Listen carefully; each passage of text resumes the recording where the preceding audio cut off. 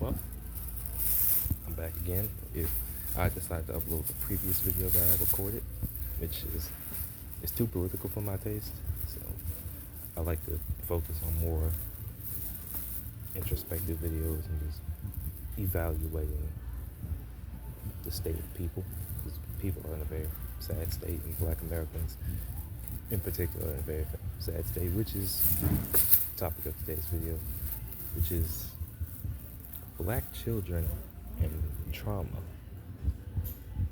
Black children and trauma.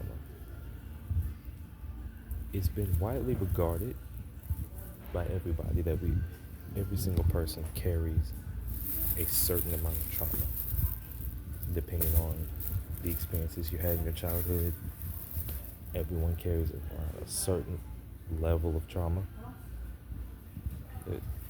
That fact is not disputed.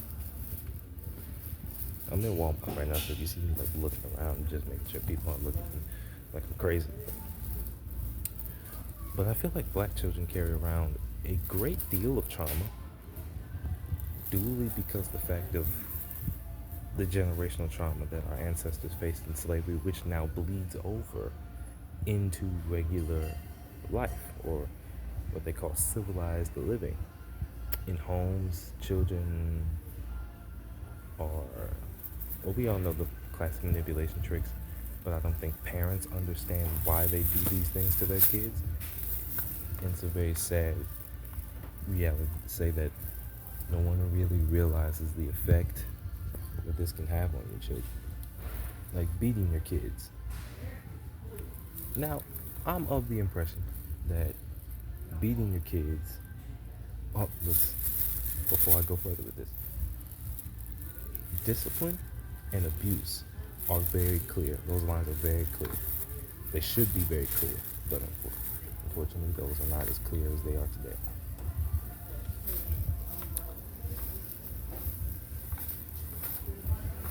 Discipline meaning that your child did something wrong, there was a response in which you made, there's a response that the parent gave, and the child has learned from that. Abuse, I feel, only heightens, it makes the problem worse, because now you have provoked your children to anger. So now out of that anger, they're just gonna go do more. It's just gonna go do more crazy things, just to,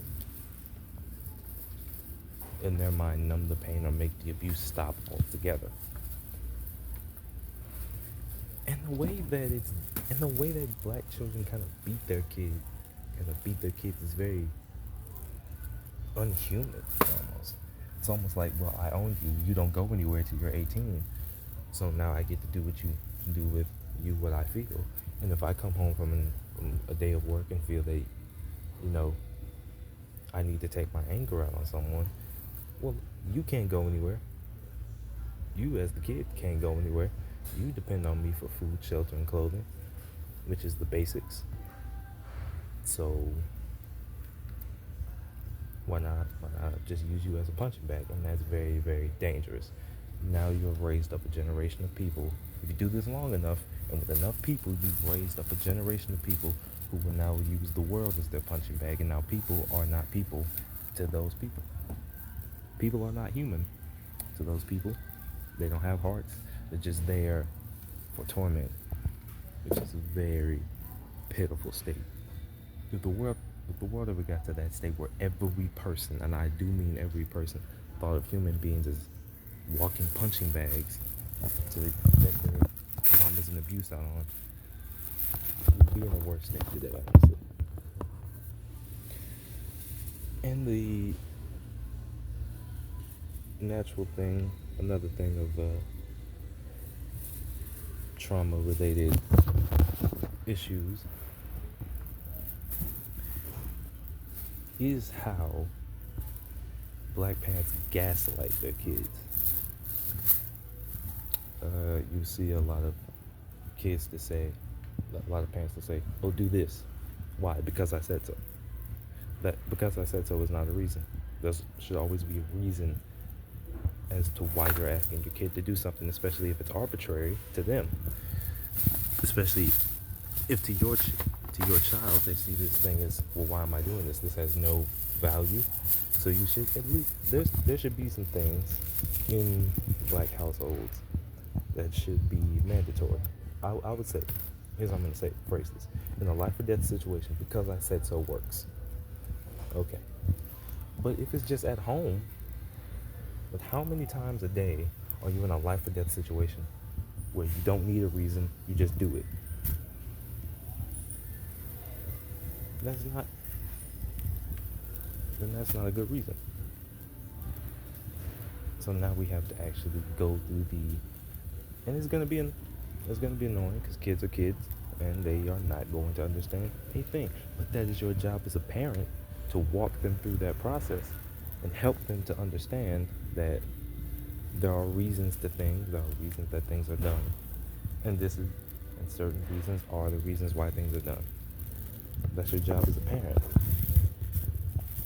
I don't see it necessary to, if a kid disagrees with you, to then begin a verbal assault, and which will turn into a physical assault because we know how that works.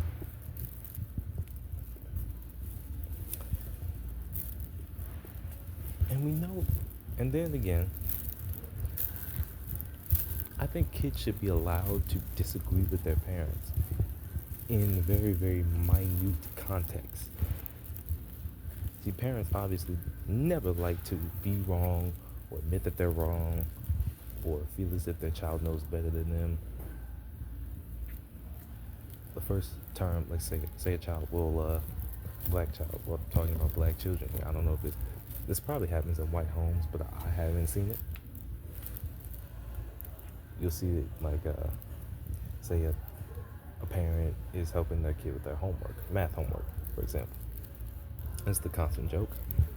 And the child actually has the answer, just didn't know it at the time. And the parent thinks that they have the answer.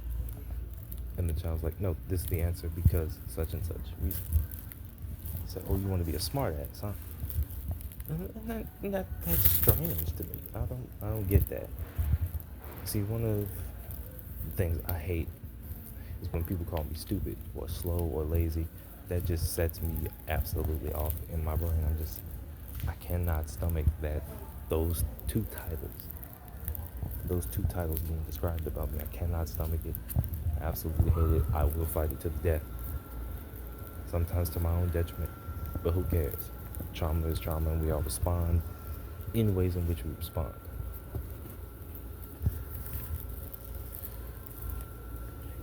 But I feel like there should be something, and I may do a part 2 on this video when I'm not in very hostile territory.